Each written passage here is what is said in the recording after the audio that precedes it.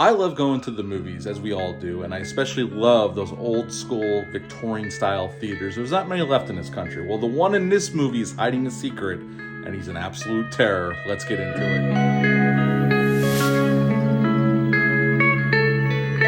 Hey, welcome back to the channel. Hope you're all doing well out there, and today we are going to head back to Canon Films territory for another Chuck Norris film.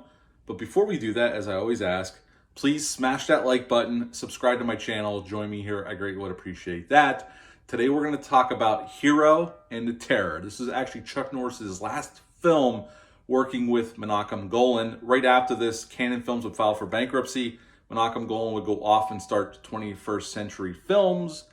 And Chuck Norris would continue to work, obviously. He had Delta Force 2 coming up after this, The Hitman, etc., etc. But this was the last film he did with Menachem Golan. But this is a Canon film, so we're going to talk about it right now. This film was directed by William Tannen. It's rated R. It came out August 26th of 1988. It's an hour and 36 minutes long, and upon release, it made it a little over $5 million. This film stars the one and only Chuck Norris as Danny O'Brien, or Hero as they call him throughout the film. Steve James plays Robinson. He's a cop that works with O'Brien, and they're good friends. And he did a bunch of films for Canon. He was in the Delta Force. He was in American Ninja 1 and 2. So he was very familiar with Canon pictures. He worked with them several times throughout the years.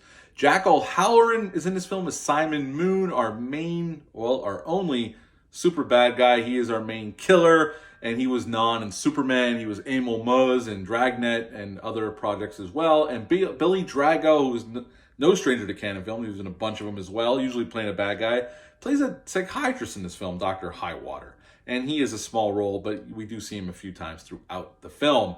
Right in the beginning of this film, we see Danny O'Brien going into this like abandoned building, and he finds a bunch of dead women. And he goes down these steps and he's on the beach under this pier, and he has a knockdown, drag-out fight with Simon Moon. And he ends up subduing Simon Moon. And Simon Moon is very big in the LA area. He's a known serial killer. He's killed many women. And Danny took him down. That's why he's nicknamed Hero. Fast forward a few years, Simon Moon is in his mental institution.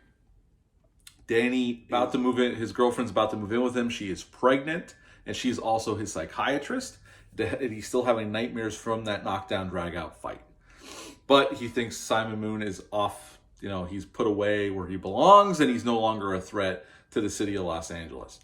But pretty soon, Simon Moon breaks out of prison in a pretty, I don't know.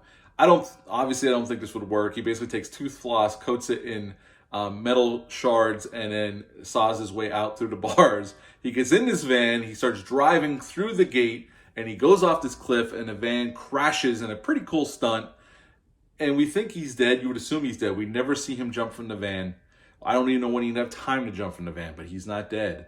Oh no. And he makes a beeline to the Wilton Theater, which plays a prominent role in this theater. It's actually a real theater in LA that was remodeled in '85. And it's about to have its grand reopening. The city's sunk like $14 million, they say. The mayor put $14 million into this project.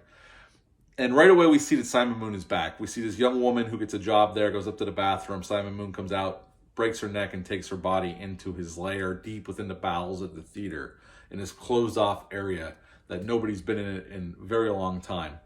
And more bodies start piling up. Danny has a feeling it's Simon Moon is back. Everybody else thinks he's full of shit. There's no way he's alive. He died in that car accident or car crash. But Danny is undeterred. He believes that's what is going on here. Simon Moon is back because more bodies pop up. Well, Robinson takes the duty. Danny wants to station a police officer in the theater. And Robinson takes... And I love this scene. It's so simple, but I've always liked it. Robinson brings a boombox and he's playing Mozart and he's running around the theater.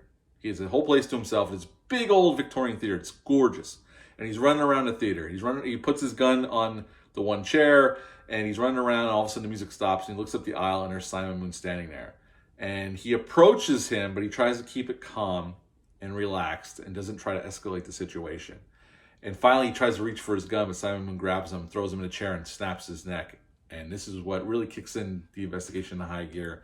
And to fast forward through this, eventually, Danny goes into the bowels. He knows where Simon Moon is. He goes in by himself. There's another knockdown, drag-out fight on the roof of the theater.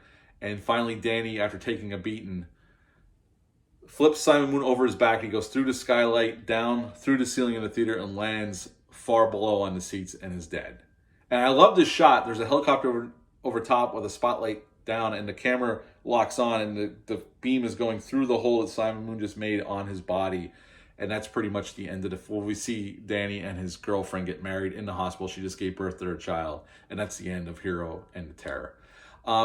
This is a film I used to watch a lot on TV. WPIX 11 out of New York. If you're from Pennsylvania or New Jersey or New York, that was a big station that used to play a lot of movies about 8 o'clock at night during the week. And this is one they would play a lot of.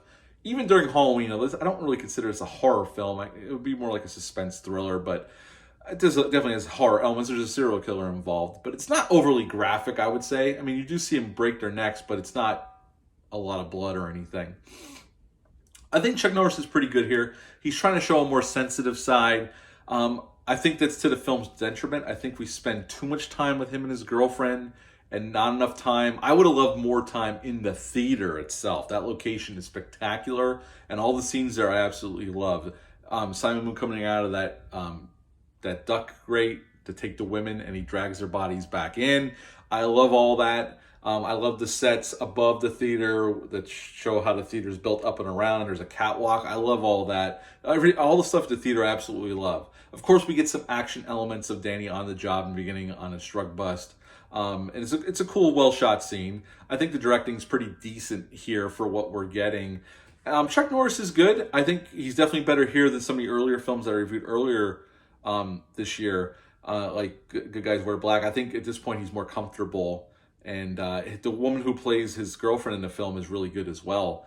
And Steve James is great here. I like when he pops up. I've always liked him. Jack O'Halloran's good. O'Halloran is good as Simon Moon. He doesn't say anything, and Billy Drago his character points out that he's just an animal. Like, he doesn't even think about it. He's just basically on instinct. He wants to kill. And he tries to find somewhere warm and tucked away where he can hang out and come out to play when he wants to. And that's pretty much, they basically, the fights between him and Simon Moon are pretty good. And the last fight is pretty good, the knockdown, drag-out fight. Is this movie perfect? No. Again, I think it drags a little bit. There's too much of Danny and his girlfriend. I know Chuck Norris was trying to show a more sensitive side and cut back on the action, but I think I think there should have been a couple more maybe murders in the theater or around the theater. I think there's even though it's an hour and 36 minutes, I think there's some points that drag. But the investigation part where they're searching the theater, all that stuff, I love it. The stuff in the theater, I love. And I like this film. It's not perfect. It's not my favorite Chuck Norris film, but it's one of those films I grew up on. It was one that was always on TV, and I have that DVD there because it's not available on Blu-ray, but it's available on digital. You could track it down if you're interested in watching this one. At the end of the day, I would give this one a 7 out of 10. I've always enjoyed it. I think it's a nice action suspense thriller.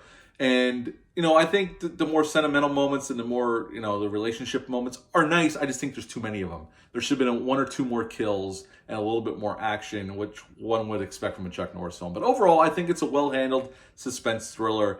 It's not offering up anything new. It's not going to blow your mind, but I think it's a solid little piece of entertainment and a 7 out of 10 for Hero and the Terror. Have you ever seen this film? Leave a comment down below. Let me know. Hit the thumbs up, hit the subscribe button, share. Just really would appreciate that. I'll be back soon with some more reviews, but until next time, bye.